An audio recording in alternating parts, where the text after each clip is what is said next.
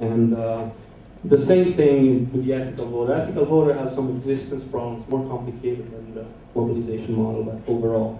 So what do I want to take away from here? So the summary would be that in all models, heterogeneity of voting costs, full underdog compensation, so compensating an election 30-70 into 50-50 doesn't work, which is good for welfare.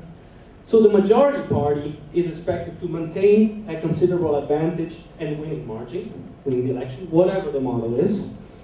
In the majority system, winner take all, the small probability of victory of the minority, or the low competitiveness of the electoral race, depresses the incentives to turn out. Whether we're talking rational models or whether voters are cooperating is the same. Whereas in the P system, when there's power sharing, the incentives to vote or be mobilized are affected to a much lesser extent by the competitiveness or expected closing of the race because it's not a winner-take-all system. And so these are robusto models. We're actually planning to do some experiments on that and see what happens when you have power sharing and different, and see if that works on a smaller scale with experiments.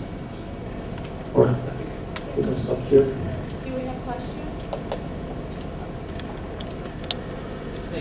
Just make a point. There's a very closely related literature, which is the choice of a piece rate system versus a terming system in terms of incentives and compensation. The majority rule that you have is a term. Okay, right. It's basically you reach a threshold, you do this probabilistically and invest in voting. So it's exactly a term.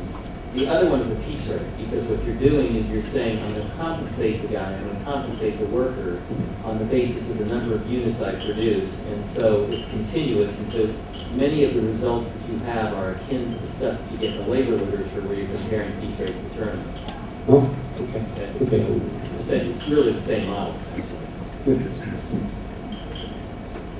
I think in terms of empirical application, your presentation may overstate the distinctions between the sort of proportional and majority systems. And this is either you believe that Qs are uncertain, or as Eddie was suggesting earlier, or if you believe in something like my work with Mirowitz and Hummel's extension of it, in which marginal votes in majority systems have some effect in something down the road.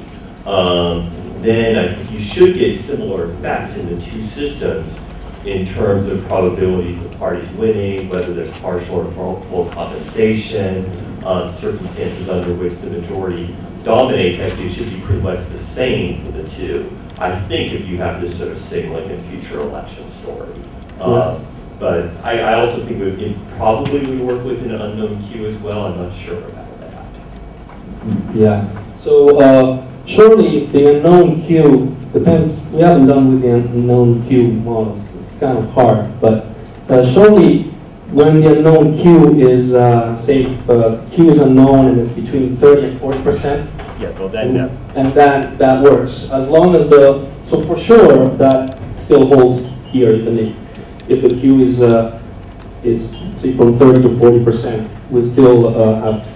So the difference would be only when the Q unknown goes over 50%. So if we have Q unknown from 45 to 55, then yeah, we have to do that. We don't know the answer, but when the Q is unknown enough so that it doesn't cut the 50% point for sure, this still goes through. Yeah. And I don't know about the future considerations, how that would work in your model. Yeah.